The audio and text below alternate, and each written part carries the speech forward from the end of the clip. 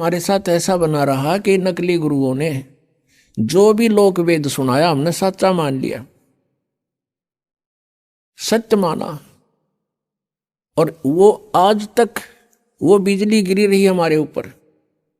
हम शास्त्र विरुद्ध ज्ञान ग्रहण किए हुए थे, शास्त्र विरुद्ध सारी साधनाएं करते रहे, और हमारे सारे पूर्वज भूत बन गए।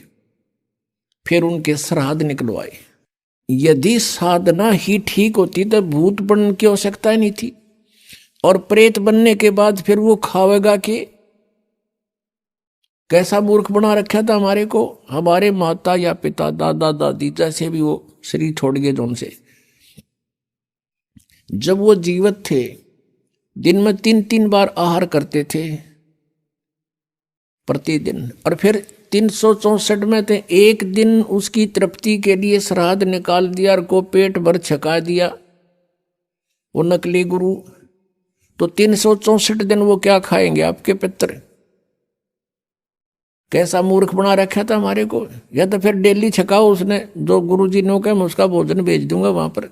तो इस तरह की जो गलत धारणाएं थी परमात्मा ने आकर सेट करी। एक समय परमेश्वर कबीर जी काशी में गंगा घाट पर चले गए। वहां उन्होंने क्या देखा कि कुछ ब्राह्मण वर्ग या कुछ उनके द्वारा भ्रमित व्यक्ति गंगा का पानी उठावें और लोटा भरें और गंगा में डालें सूर्य की तरफ मुंह करके। तो परमात्मा को मालूम था ये के फंड कर रहे हैं।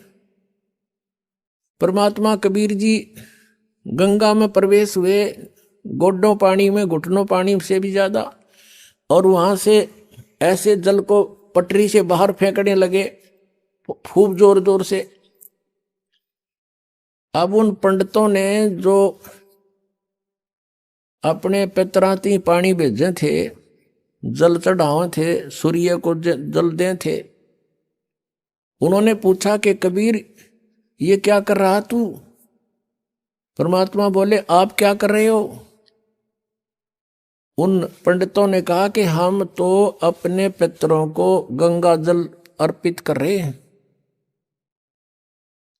परमात्मा ने बोला, पूछा कि क्या होगा इस अर्पित करने से, कि उनको स्वर्ग में जल प्राप्त होगा। परमात्मा बोले मैं भी यही कर रहा हूं। मैंने अपनी कुटिया के पास एक बगीची लगा रखी है, उसमें सिंचाई कर रहा हूं। फिर मंड गए परमात्मा ने बोला, अरे वो पंडित जी कहते हैं अरे मूर्ख, ये जल तो यहां वहां कैसे पहुंचेगा, यहीं गिर रहा सारा, तेरी वहां कैसे जाएगा। जब परमात्मा बोले जब करोड़ों किलोमीटर तुम्हारे पितरात के पास पहुंच जाएगा, यहीं गिरेगा, तो मेरी बाड़ी में जाती हुई कि देर लगेगी, तो 2 किलोमीटर भी को नहीं। फिर उनकी बुद्धि ठिकाना आ गई ने बोला, रे भले आदमी हो, एक तो तुम कह रहे हो कि स्वर्ग में सारे सुख, और फिर वहां पानी का अभाव। थारी माथे में कितने न फूट गई, अकल कहाँ गई तुम्हारी। न्यो को न नरक में जा रहे हैं, नरक में कौन पीने देगा उन्हें गंगा जल। तो साधना गलत करने से, शास्त्र विरुद्ध साधना करने से वो सारे भूत बनवा दिए। गुणात्माओं, परमात्मा का पाना सबसे आसान है, लेकिन काल ने हमें गुमा गना दिया, भ्रमित कर दिया। इतने गलत साधनाएं सिर पर रखवा दी हमारे। परमात्मा कहते हैं गुरुआ गांव बिगाड़े संतो गुरुआ गांव बिगाड़े, ऐसे कर्म जीव का ला दिए ईब जड़े ना जाड़े। ऐसे क्रम लगा दिए भक्ति के, इबू न छुटवा तेनों के ना है, ये तो पुरानी लाग से। अब हमारे पूर्वजों को तो पता नहीं था और ना उनके गुरुओं को पता था। अब जैसा वो मार्गदर्शन करके भोले भाले उनके अनुसार चल पड़े।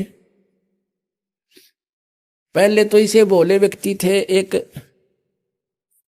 भोला सा किसान था, उसके लड़का उत्पन्न हुआ उसकी पत्नी का। उसकी माँ ने कहा बेटा जा अपने गुरुजी को ला बुला के होम करानी है, होम। अब वो कति सीधा साधा सा था, वो गुरुजी के पास गया, गुरुजी परमात्मा ने दया करी है, हमारा लड़का उत्पन्न हुआ है, मेरी माँ ने कहा है हमारा घूम कर दे, घूम। अब गुरु जी समझ गया, बोला बालक अच्छा भाई, पर नो बता 100 रुपये की करवाओगे घूम, या 2.25 की, 5.25 की, 10.25 की, 11 की, बता। वो कहने लगा गुरुजी, वो कहने लगा किसान के गुरुजी हम तो गरीब से आदमी हैं, हमारे 100 रुपये की घूम कर दे। अच्छा भाई चल। वो सामने बैठा लिया यजमान, गुरुजी बैठ गए अपने आसन पे और हवन शुरू कर दिया। अब उसने कहा कि जैसे मैं बोलूं ऐसे ही बोलना, ऐसे ही क्रिया करना तू सारी। अच्छा जी। अब पंडित जी कहे भूर भवे, उसने ना बोलना है, फुर फुर करे। अब बड़े आदमी के ऊपर बोलनी है उसके साथ संस्कृत। तो पंडित जी ने बोला तेरा सीधा बोल, वो भी बोला सीधा बोल। अब उस गुरु जी ने उसका थप्पड़ मारा, एक उसने दर दिया। आखिर में क्या हुआ, तो दोनों लिपटा लिपटा हो गए। और किसान तगड़ा था, पंडित जी दाब लिया उसने नीचे। अब पंडित जी को ही समस्या, भाई अभी के कुकर छोड़ है। फिर उसका ध्यान में आ गया कि तो जैसे तू कह रहा है ना ऐसे ही कर रहा। उसने कहा छोड़ दे, बोला छोड़ दे। तो दोनों भिन्न भिन्न हो गए। अब वो किसान ने सोचा कि इस ऊम में, इस घूम में ये सारा प्रोसीजर होता होगा। अब हमने बतावा हंसी, पहले हमारे गेरिया बुंडी बने रही थी नो की नो, बिना ज्ञान के ये हंडोड़ा बना रहे थे हमारा। जब उनके सांस से उतर लिए, जो किसान कहता बोला पंडित जी, बोला शुक्र है मेरा सौभाग्य था, मैंने 100 करवा ली, जब 5.25 की करवा लूं तो दोनों मराऊं आज। अब ये सारी सच्चाई है वैसे, क्योंकि अब तो हम समझदार हो गए, हमने पता लग गया कि मूर्खा टोल इकट्ठा हो रहा था, हमने मूर्ख बना रहे थे।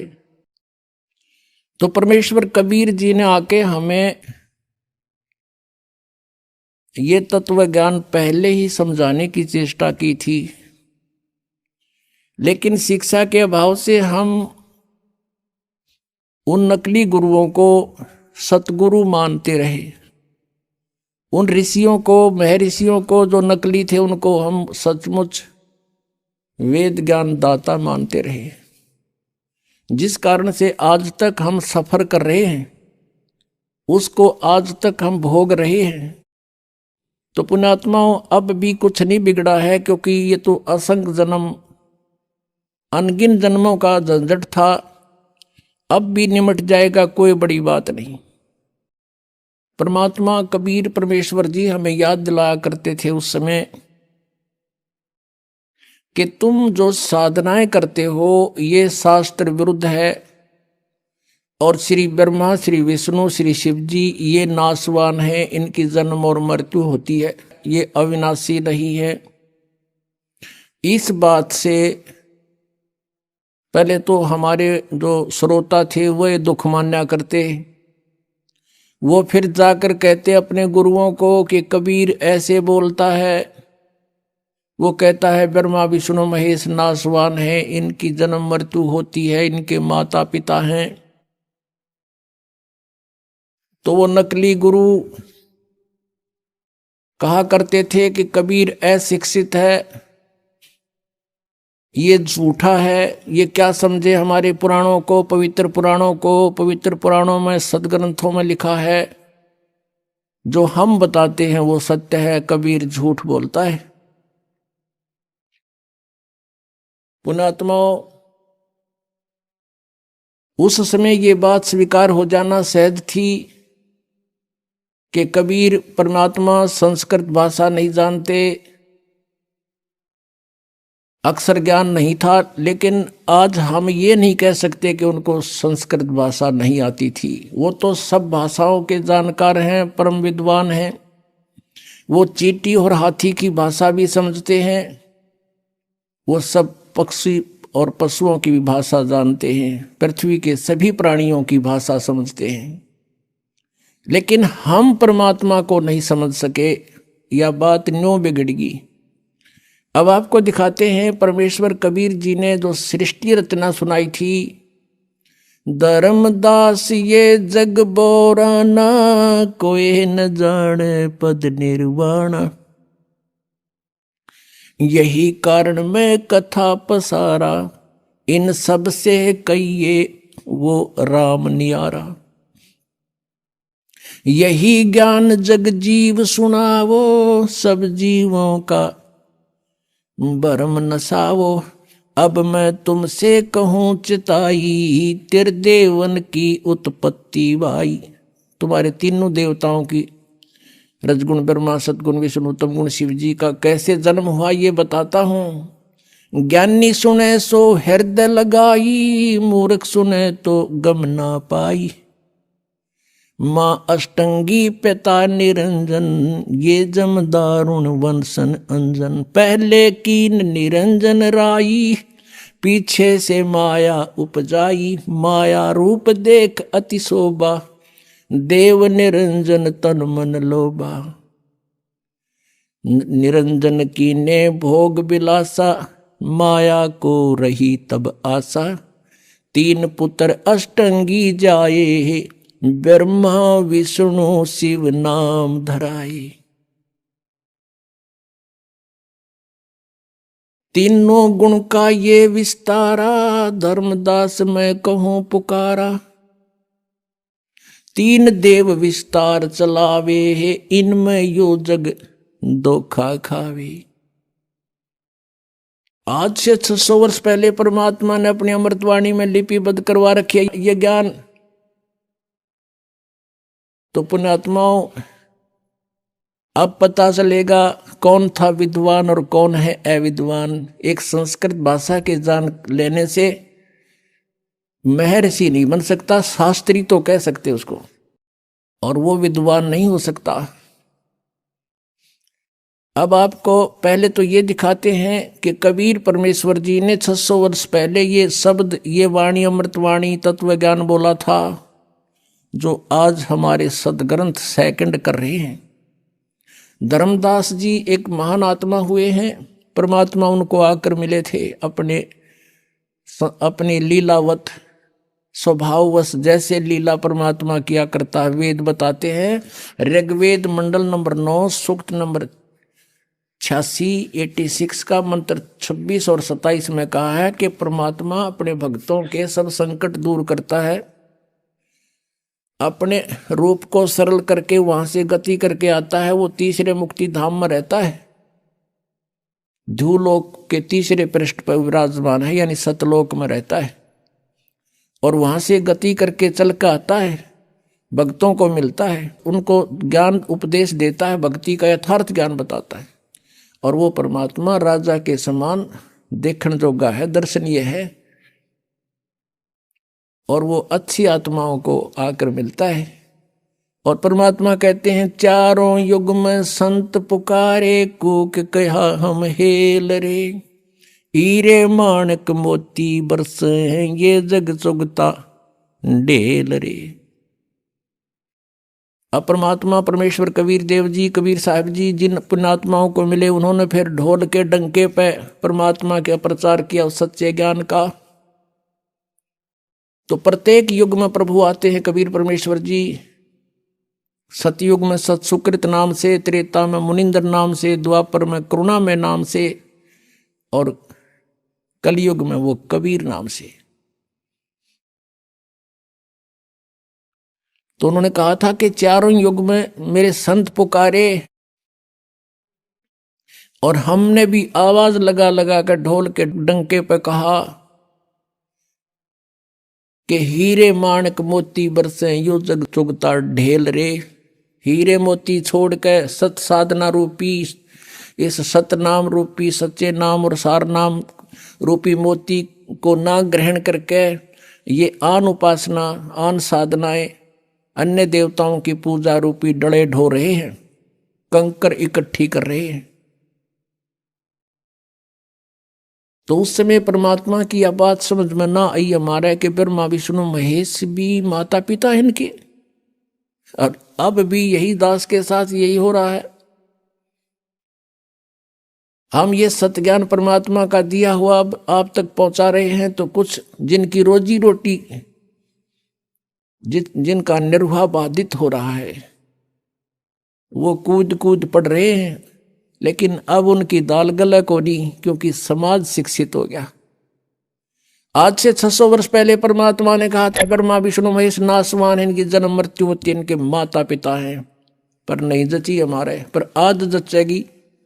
अब दिखाते हैं आपको। उन आत्माओं परमात्मा को पहचानना हमने,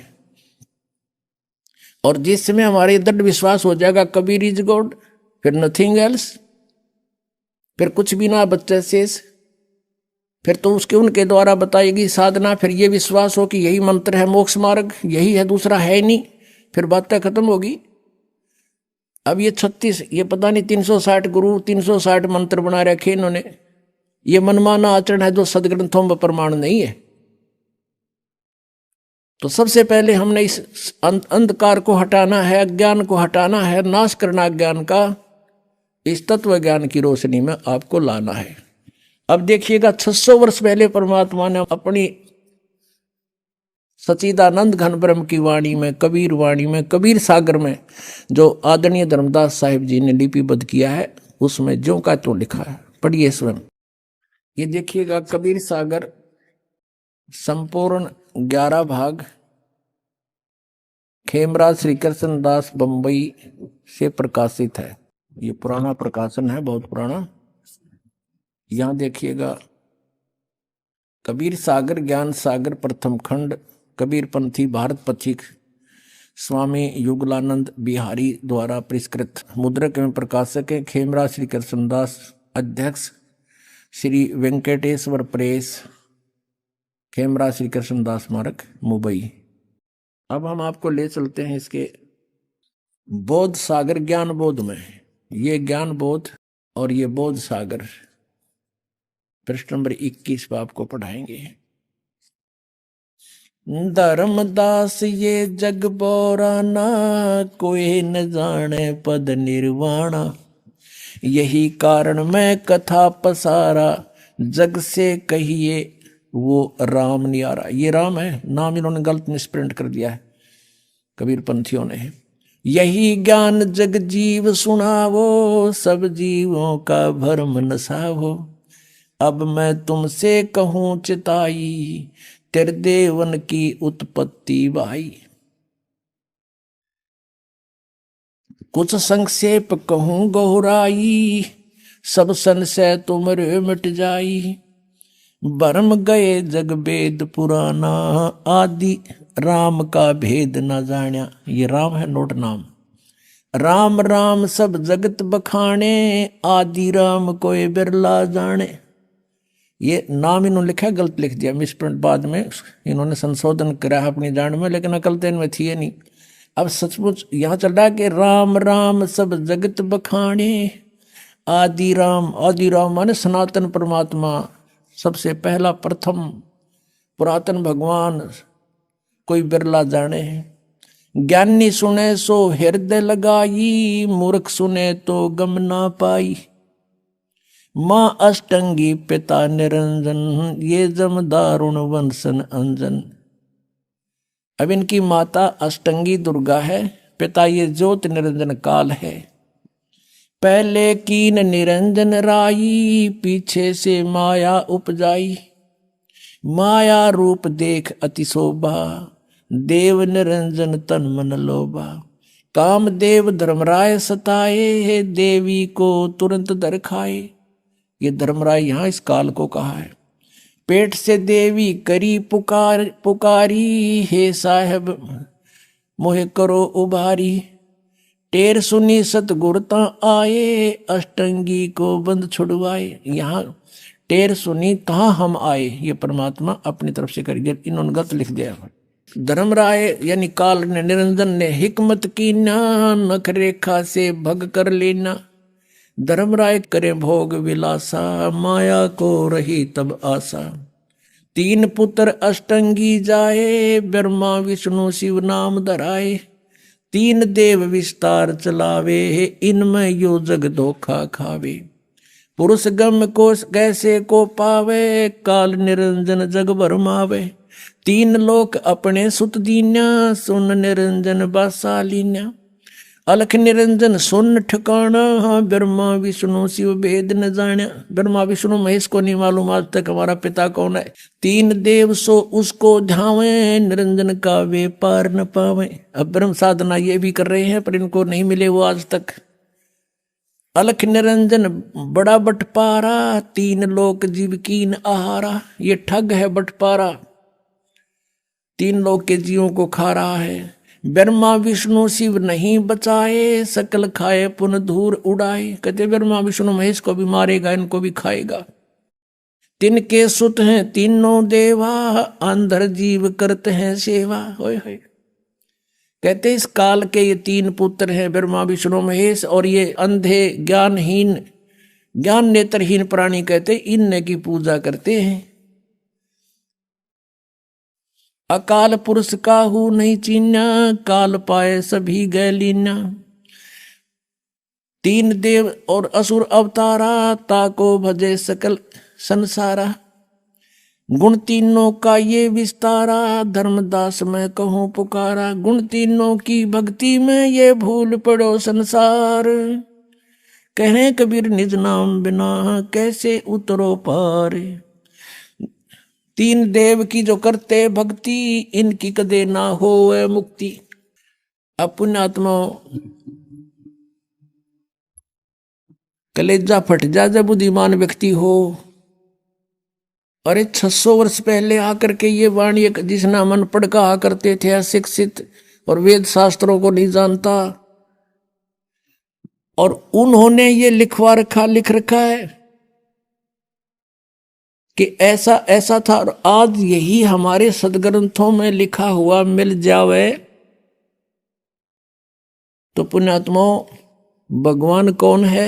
कबीर इज गॉड, परमात्मा ही बता सकता है। जैसे गीता ज्ञानदाता ये ब्रह्म है, यही काल है, अपने पुत्र श्री कृष्ण में प्रवेश करके ये बोल रहा, ये ऐसी ही लीला करता है, ये सबके किसी के सामने नहीं आता। श्रीमद् भगवद गीता अध्याय नंबर 4 श्लोक नंबर 5 और 9 में ये स्वयं कहता है, अर्जुन तेरे और मेरे बहुत जन्म हो चुके हैं, तू नहीं जानता मैं जानता हूं। मेरे कर्म और जन्म अलौकिक है, इसके कर्म अलौकिक यूं हैं यूं किसी में प्रवेश करके बोल पड़ता है। और गीता जी अध्याय नंबर 7 के श्लोक नंबर 24-25 में कहा है कि ये मूर्ख समुदाय सामने खड़े सैनिक मुझे ये कृष्ण मान रहे होंगे, आई एम नॉट कृष्ण। मुझ अव्यक्त को ये व्यक्ति आप न मननते, ये मुझे कृष्ण मान रहे होंगे जो मैं ये बोल रहा हूं। मैं कृष्ण नहीं हूं, मैं अपनी योग माया से छुपा रहता हूं, मैं कभी किसी के समक्ष प्रकट नहीं होता। ये मेरा अटल अनुतम घटिया नियम है, मैं कभी किसी के सामने नहीं आता, मैं छुपा रहता हूं, गुप्त रहता हूं।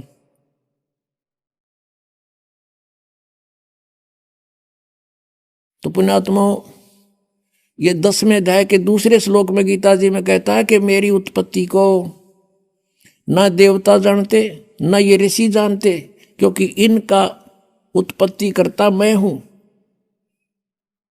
अब पिताजी की उत्पत्ति को संतान नहीं जान सकती, दादाजी बता दे सारी डेट ऑफ बर्थ। तो हमारे दादाजी ने आके कबीर परमेश्वर ने इनकी डेट ऑफ बर्थ बता रखी है और इस ब्रह्म की उत्पत्ति बता रखी है। इनके बाप की भी उत्पत्ति बता रखी है, पिता की कैसे उत्पन्न हुआ था वो। तो कौन है वो? भगवान जिसने सारी सृष्टि रची। कबीर इज गॉड है, वो कबीर परमेश्वर है। अनंत कोट ब्रह्मांड का एक रति नहीं भारे, सतगुरु पुरुष कबीर हैं ये कुल के सिरजनहार। अनंत कोट ब्रह्मांड का एक रति नहीं भार। अब जैसे वैज्ञानिक ने वायुयान बना दिया और बना के घुमा दिया और बीच में बैठ गया, बता उस पर कैसे भार हुआ?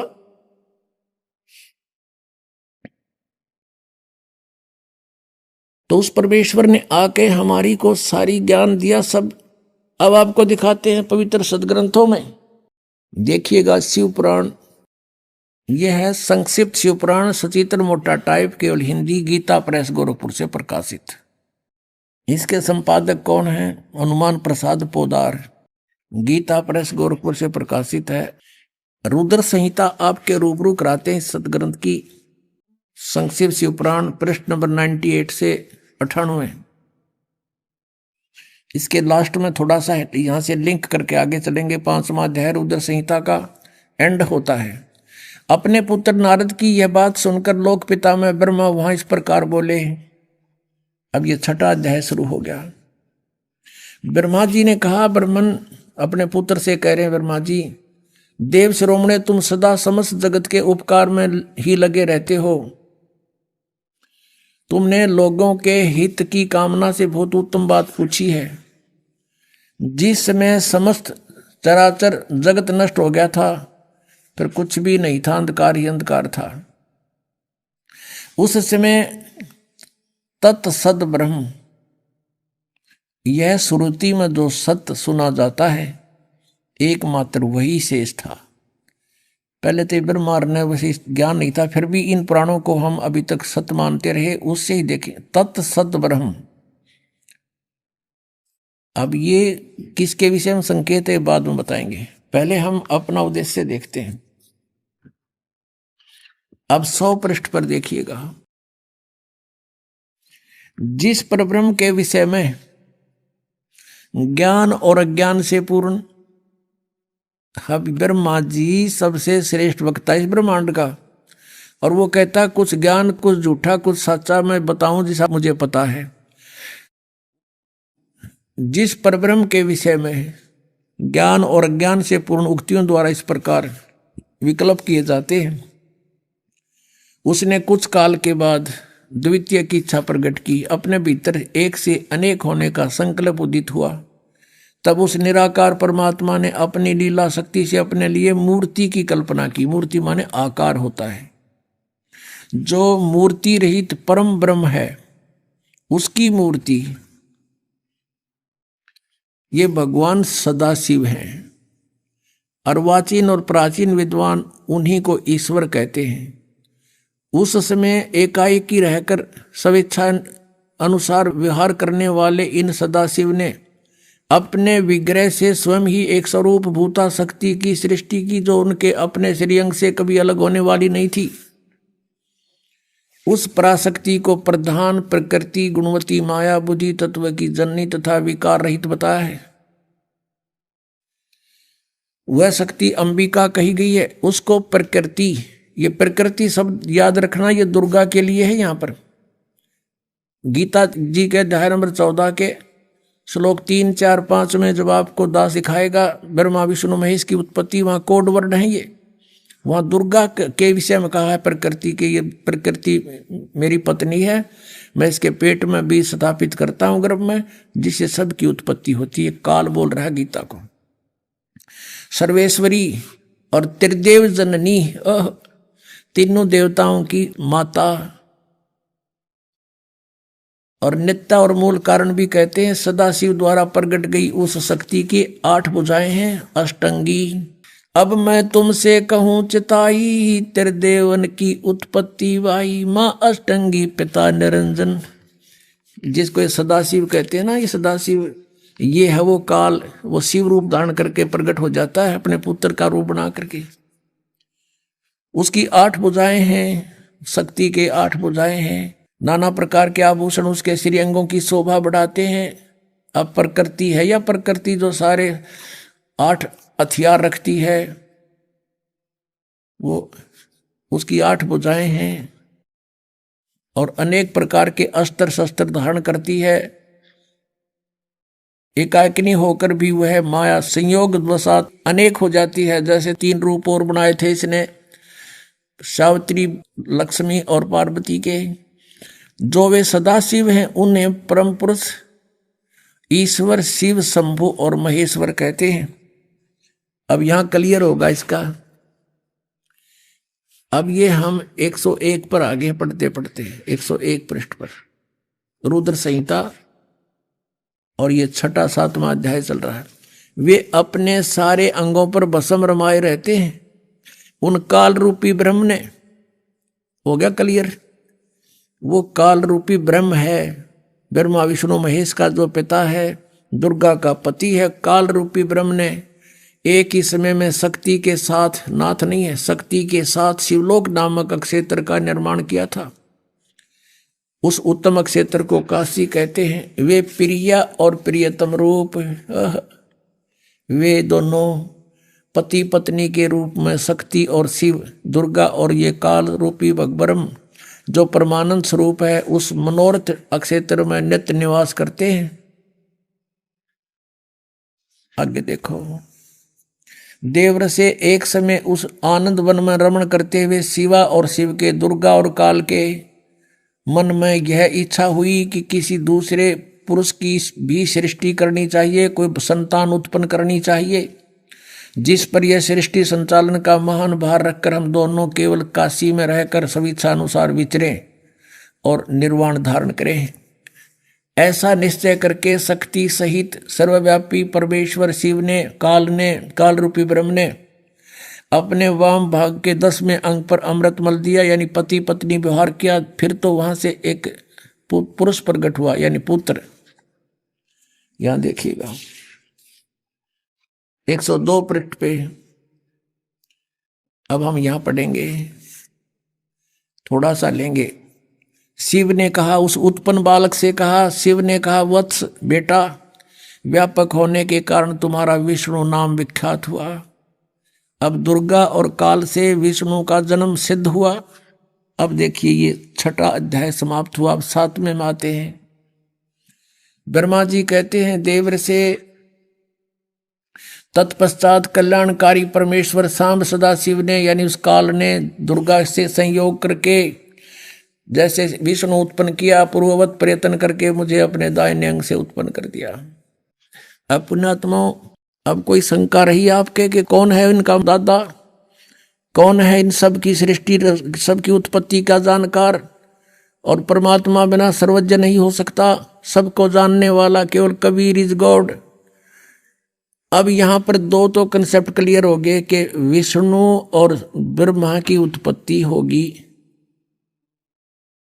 इस काल से और दुर्गा के संयोग से, ये इनके पुत्र। अब तीसरा रह गया शिव। अब यहां अनुवाद करता विचलित हो गया।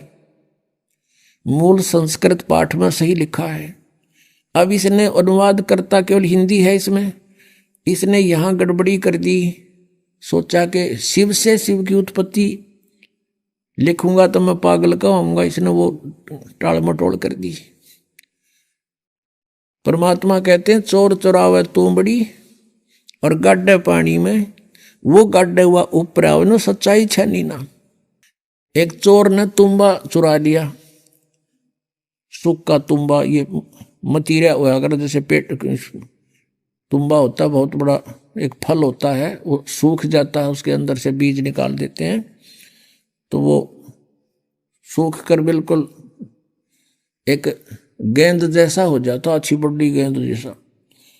उसने चुरा कर, उसने सोचा पानी में लुको दे, छुपा दे, वो गोता मारे और पानी में नीचे छोड़ का और ऊपर आ जाए उससे ही पहले। तो कहते हैं चोर चुरावे तुम बड़ी गाड्डे पानी में, वो गाड्डे वो ऊपर आवे नो सच्चाई छानी ना।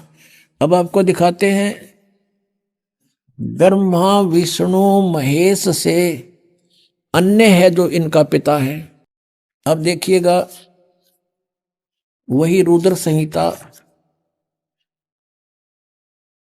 ये वही शिवपुराण है, संक्षिप्त शिवपुराण 110 पृष्ठ पे रुद्र संहिता चल रहा है। अब यहां हम 9वें अध्याय में आगे लास्ट में, इस प्रकार ब्रह्मा विष्णु तथा रुद्र इन 3 देवताओं में गुण हैं, परंतु शिव गुणातीत माने गए हैं। रजगुण ब्रह्मा, सतगुण विष्णु, तमगुण शिव, ये भी सिद्ध हो गया इन तीनों में गुण है, परंतु वो शिव यानी सदाशिव, ये काल रूपी ब्रह्म, ये इन तीनों से अलग है। यहाँ पे रुद्र शब्द लिख के इन्हें फेर गड़बड़ी कर दी, इन्हें सोचेंगे रुद्र तो अलग है कोई, आगे इसका कंसेप्ट और क्लियर कर दिया। अब जैसा कि आपको रह रह कर दास ज्ञान कराता है, लेकिन आप विद्यार्थी हो, कई बार ऐसा होता है कि आप सत्संग अटेंड नहीं कर पाते, उस समय वो टॉपिक चल पड़ता है। कैसे भ्रमित हैं, कहते हैं 3 देव सो उसको ध्यावे, निरंजन का हुआ पार नहीं पावे। ऋषि मुनियों ने परमात्मा प्राप्ति के लिए वेदों को पढ़ा, ओम नाम को पूर्ण परमात्मा का मान लिया, ब्रह्म को सुप्रीम गॉड मान लिया, हठ योग किया ओम नाम का जाप किया, लेकिन कुछ भी हासिल ना हुआ। तो जैसे क्या हुआ, समाधि लगाते थे, मेडिटेशन करते थे, समाधिस्थ हो जाते थे।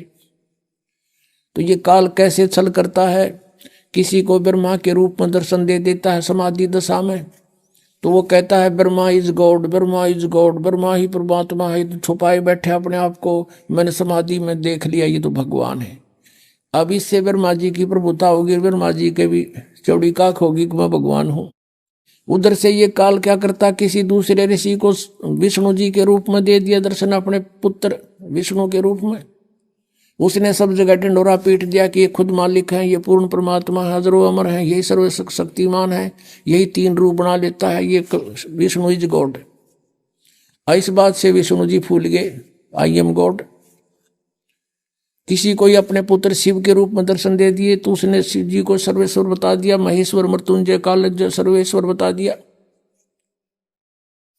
इसी बात के भ्रम से एक बार ब्रह्मा ने कहा विष्णु जी को जाकर के, मैं तेरा बाप, तू खड़ा होकर मेरा सत्कार नहीं करता।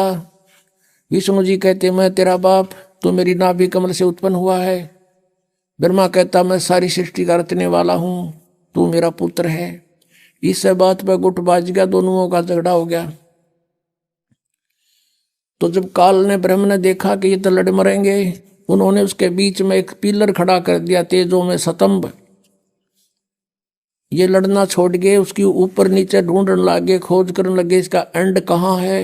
कहीं एंड ना मिल रहा, ब्रह्मा ने झूठ बोल दी। वो तो एक लंबी कहानी हम बताते हैं। फिर क्या हुआ कि ये काल आ गया सदा शिव रूप में, अपने पुत्र के रूप में प्रकट हो गया, शिव के रूप में। और इन दोनों से कहा कि यू आर नॉट गॉड, तुम परमात्मा नहीं हो, तुम्हें भ्रम हो गया, तुम अपने आप को ईश समझते हो। इस तुम्हारी ये फड़क निकालने के लिए, भ्रम निवारण करने के लिए मैं आया हूं। इसके लिए आपको विद संस्कृत दिखानी पड़ेगी। या शिव पुराण देखिएगा, ये प्रथम भाग है शिव महापुराण, हिंदी टीका सहित। श्री शिव महापुराण विद्या अवरिधि पंडित ज्वाला प्रसाद जी मिसर कृत, हिंदी टीका सहित, खेमरा श्री कृष्णदास प्रकाशन बंबई। इतने से अब हम इसमें थोड़ा सा लिंक देखेंगे। एक बार ब्रह्मा और विष्णु का युद्ध हो गया। अब यहां इसके 11 पृष्ठ पे विद्वेश्वर संहिता,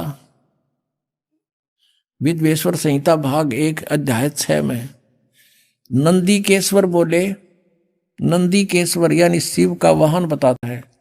इस काल रहता है इन्हीं रूप में। हे योगेंद्र, आगे एक समय विष्णु भगवान शेष सैया पर अपने गरुड़ादि पार्षदों से संयुक्त लक्ष्मी सहित शयन करते थे, विश्राम कर रहे थे। उस समय ब्रह्म ज्ञानियों में श्रेष्ठ ब्रह्मा जी अपनी इच्छा से वहां आए और सब प्रकार सुंदर सेज पर शयन करते हुए कमल लोचन विष्णु जी से पूछने लगे, तुम कौन हो? मुझे देखकर अभिमानी पुरुष के समान शयन करते हो, सोए पड़े हो। हे वत्स, हे बेटा उठो, देखो मैं तुम्हारा स्वामी आया हूं। ब्रह्मा जी बोले, बेटा खड़ा हो, देख मैं तेरा स्वामी आया हूं। आए हुए गुरु को देखकर जो अभिमान करता है, उस द्रोही मूढ़ का, मूर्ख का प्रायश्चित होना उचित है। यह सुनकर विष्णु जी के अंतर में तो क्रोध हुआ, ऊपर अंदर तो छो उठा पर ऊपर ना दिखाया तुरंत बाहर, परंतु बाहर से शांत रहे और बोले, बेटा, बोले वत्स, तुम्हारा मंगल हो, बैठो इस आसन पर विराजो। इस समय तुम्हारा नेत्र कुटिल और मुख बांका क्यों हो गया? क्योंकि छो मारे गुस्सा हो रहा था ब्रह्मा को। ब्रह्मा जी बोले, वत्स विष्णु, ये बेटा विष्णु, तुमको समय के प्रभाव से अभिमान है। हे पुत्र, मैं तुम्हारा रक्षक और जगत का पिता मैं हूं। विष्णु जी बोले, ये तो सब जगत मुझ में स्थित है, तुम चोर के समान किस प्रकार अपना कहते हो? तुम मेरी नाभि कमल से उत्पन्न हुए हो, इससे मेरे पुत्र हो, मुझे पुत्र कहना वृथा है। नंदीकेश्वर बोले, इस प्रकार ब्रह्मा विष्णु दोनों ही रजोगुण से मुग्ध होकर विवाद करने लगे। मैं श्रेष्ठ हूं, मैं स्वामी हूं, ऐसा कहकर एक दूसरे को मारने की इच्छा से युद्ध करने में उत्सुक हुए। और तब संपूर्ण देवता विमान में बैठकर उस महा अद्भुत युद्ध को देखने को चले आए और आकाश से उनके ऊपर फूल बरसाने लगे। वाह रे देवता हो, जैसे झोटे बढ़ा कर गांव में जैसे दो लड़ रहे हैं और देवता न्यू के शाबाश बहुत अच्छा कर दो काम और फूल बरसावे। ये देवताओं के लक्षण है। इनको बीच में आना चाहिए था और हाथ पैर जोड़ कर उनको छुटवाना चाहिए था कि तुम लड़ोगे तो हमारा क्या होगा। हर देवता ने हो गए ऊपर तो फूल बरसावे, शाबाश मरो कटके। तो यह पंचायत तो पहले तो बिगड़ रही है, को नई को नहीं बिगड़ी भी है। ये वहीं से देवताओं के लक्षणता हमारे जैसे यहाँ इस पृथ्वी लोक के फिर क्या होगा, ये तो सोचने की बात है। अंडरस्टूड है हम किसे होंगे। फिर अब इनका झगड़ा हो गया। फिर बीच में अब शॉर्टकट में बताऊंगा, ये थोड़ा सा दिखाना जरूरी था। जिनको हम पूजा करते उनकी बुद्धि कितनी थी। जिनको हम सर्वेश्वर महेश्वर और भगवान मान्या करते वो चौथी कक्षा के बच्चों जैसे नेचर के थे। चौथी तीसरी कक्षा के बालक झगड़ते हैं। अध्यापक पूछता है अरे क्यों झगड़ रहे थे बच्चों? वो कहता जी ये नो बोला मैं तेरा बाप। दूसरा कहता कि नहीं जी पहले यूं बोला मैं तेरा बाप, इसलिए एक दूसरे की गिरबान पकड़ रहे, लाल मोहरा झगड़ रहे।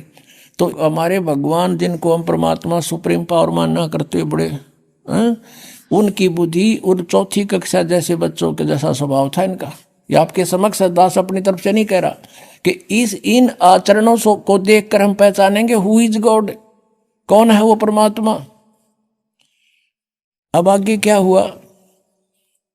फिर ये काल आ गया अपने पुत्र शिवजी के रूप धारण करके। इसने प्रतिज्ञा कर रखी है कि मैं अपने वास्तविक रूप में कभी किसी को दर्शन नहीं दूंगा। इसने प्रतिज्ञा कर रखी है, कसम खा रखी है। इसलिए ये ऐसे कभी विष्णु के रूप में किसी को दर्शन दे देता है। जो विष्णु की पूजा करता है, शिव की पूजा करता है, शिव के रूप में दर्शन दे देता है। वास्तविक रूप में आया था यो महाभारत के युद्ध में, जब उस अर्जुन जैसा योद्धा भी देख के इसकी शकल ने कांप गया था। वो था इसका असली रूप। और कहता मैं काल हूं, सबको खाने के लिए आया हूं। और अर्जुन ने करबद्ध होकर कहा था भगवान आप अपने उसी चतुर्भुज रूप में आ जाओ, अब मुझसे ये देखा नहीं जाता। कलजा फट गया उसका। अब ये आ गया वहां पर शिव रूप में, इन दोनों के बीच में पिलर ठोक दिया, आके खड़ा हो गया और कहता कि मैं तुम्हारी बुद्धि ठिकाने करने आया हूं। तुमने अपने आप को भगवान मान रखा है, यू आर नॉट गॉड। ये देखिएगा। अब ये है पृष्ठ नंबर 17 पे, पहले हमने 11 पर पढ़ा था। विद्वेश्वर संहिता अध्याय 9। उन दोनों की अज्ञानता और वैर को दूर करने के अर्थ दोनों से कहा। किसने? उस सदा काल रूपी ब्रह्म ने, सदा शिव जिसको कहते हैं, इनके पिता ने क्या कहा? मेरे सकल और निष्कल भेद से दो रूप हैं परंतु और ईश्वर नहीं। इस कारण से उनके दो रूप नहीं हो सकते।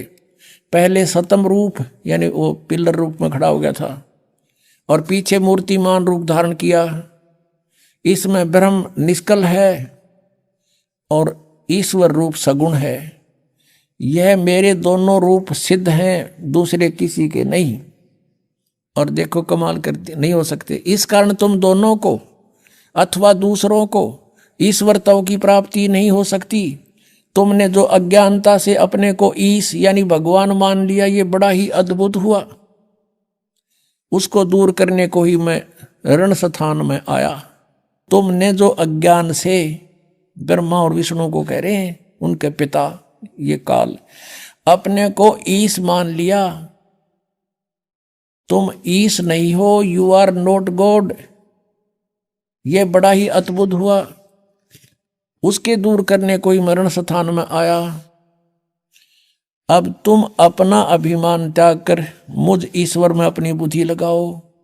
मेरे ही प्रसाद से लोक में सब अर्थ प्रकाश करते हैं। अब देखो ये स्पष्ट करता है, मैं ही परब्रह्म हूं। अब ये मूर्ख बनाने की चेष्टा कर रहा है। मैं ही परब्रह्म हूं, मेरा ही सकल कल अकल रूप है। ब्रह्म होने से मैं ईश्वर हूं। अनुग्रह आदि कि मेरा कर्तव्य है। सर्वव्यापी होने से मैं जगत के वर्धक होने से मैं ब्रह्म हूं। हे ब्रह्म केशव, समतव और व्यापकतव होने से मैं आत्मा हूं। मैं इस सब का ईश हूं। यह मेरा है, मेरे अतिरिक्त मेरे सिवाय किसी दूसरे का नहीं है। प्रथम तो ब्रह्म तत्व के ज्ञान के निमित्त निष्कल ब्रह्म का परार दूर भार हुआ। अब हम अगले पृष्ठ पर देखते हैं, 18 पृष्ठ पे। अब यहां देखिएगा नीचे, हे पुत्रो। अब ये काल कह रहा अपने दोनों पुत्र ब्रह्मा और विष्णु को, हे पुत्रो, यह कृत आपने तप से प्राप्त किए हैं। कौन से कृत, कौन सी जॉब? उत्पत्ति और स्थिति सृष्टि। देखो, हे पुत्रो, यह कृत आपने तप से प्राप्त किए हैं जो कि सृष्टि, उत्पत्ति और पालन कहता है। 100 महीने प्रसन्न होकर तुम्हें दिए हैं। इसी प्रकार दूसरे 2 कृत। अब देखो सारा कंसेप्ट क्लियर हो गया। अब वक्ता है ये काल, और कहते हैं 2 कृत और रुद्र और महेश को प्रदान किए हैं। अब 2 तो ऊपर हो गए पुत्रों, 2 तो ये ऊपर थे, और अब ये 2 ये हो गए रुद्र और महेश। इनसे अलग है यो बोलने वाला इनका पिता। इतना ही कंसेप्ट क्लियर करना था अपन, यहां और आगे नहीं। और थोड़ा सा और दिखा देता हूं आपको। अब यहां देखो 19 पृष्ठ पे ये सिद्ध होगा कि गीता ज्ञान भी यही दे रहा था। 19 पृष्ठ है ये, विधिवेश्वर संहिता ही चल रही है ये, अध्याय 10 में। अब यहां ये बता रहा है, हे सौम्य, मेरे ज्ञान से विमुख होने से तुम्हें अज्ञानता आ गई। मेरा ज्ञान होने से ऐसा नहीं होता, ज्ञान और रूप महेश के तुल्य हो जाता। इस कारण उस ज्ञान की सिद्धि के निमित्त ओंकार नामक मंत्र जप करो। यही अभिमान को दूर करने वाला है। सोई निज मंत्र उपदेश करते हैं। ये ओंकार मेरे मुख से उत्पन्न होने से मेरे ही रूप का बोधक है। यानी ओम मंत्र कहता मेरा है, महामंगल करने वाला है। यह वाचक है, मैं वाच्य हूं। यह मंत्र मेरा आत्मा है। इसके स्मरण से मेरा स्मरण होता है। उत्तर की ओर के मुख से अकार, पश्चिम के मुख से उकार, दक्षिण के मुख से मकार, पूर्व के मुख से बिंदु और मध्य के मुख से नाद उत्पन्न हुआ है। इस प्रकार 5 प्रकार से निर्गत हुआ। यह सब एक होकर ओम ऐसा एक अक्षर हो जाता है। इससे सिद्ध हो गया कि ओम मंत्र का जाप इस ब्रह्म का है, ब्रह्मा विष्णु महेश के पिता का है, और यही एकाक्षर हो जाता है। और यह सब नाम रूपात्मक वेद भूत दोनों कुल अर्थात स्त्री पुरुष भेद से भौतिक शरीर वर्ग से 2 का भेद वाला है। वह इसी मंत्र से व्याप्त है और शिव शक्ति का बोधक है। इसी ओंकार से सब जगत का बोधक प्रणव उत्पन्न हुआ है। अक्षर आदि के क्रम से अर्थात आकार से, नकार से, उकार से, मकार से, सी से, बिंदु से, वा से प्रकट हुआ है। और इसी 5 अक्षर से 5 भेद से मात्र का आकार, अलंकार, ये सारा कुछ इनका सब का मूल कहते हैं ये ओम है। इन सब मंत्रों का ये ओम अक्षर है, और ओम एक अक्षर है। इसमें ओम नमः शिवाय कहीं पर भी मूल पाठ में नहीं है। इसमें यहां से शुरू होता है कि एकीभूत होकर के ये ओम इति एक अक्षर अभवत भवत, ये एक अक्षर हो जाता है, नथिंग एल्स। अब यहां जो ओम एक अक्षर है, गीता जी अध्याय नंबर 8 के श्रीमद् भगवत गीता अध्याय नंबर 8 के श्लोक नंबर 13 में कहा कि ओम इति एकाक्षरम ब्रह्म व्यवहारन माम अनुसमरण यह प्रयाति तदंदेहम सयाति परमाम गतिम। माम ब्रह्म, मुझ ब्रह्म का केवल एक ओम मंत्र है। ओम एक अक्षर का ये ओम मंत्र है, एक अक्षर, नथिंग एल्स। और जो उच्चारण करके सिमरण करता हुआ यह प्रयाति तदंदेहम, जो शरीर त्यागते समय तक इसका सुमरण करता हुआ जाता है, सयाति परमाम गतिम, ओम से मिलने वाली परम गति उसको प्राप्त होती है। ओम से परम गति क्या होती है? ब्रह्मलोक प्राप्ति। 8वें अध्याय के 16वें श्लोक में कहा कि ब्रह्मलोक पर्यंत भी जन्म मृत्यु के अंदर है।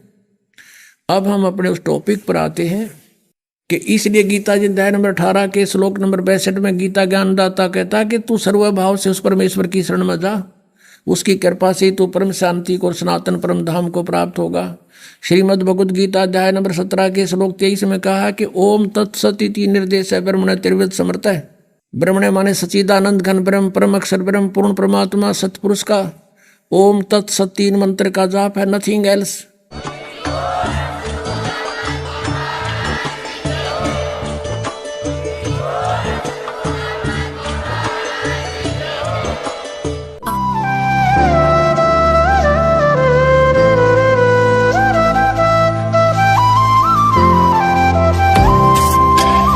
सत सही।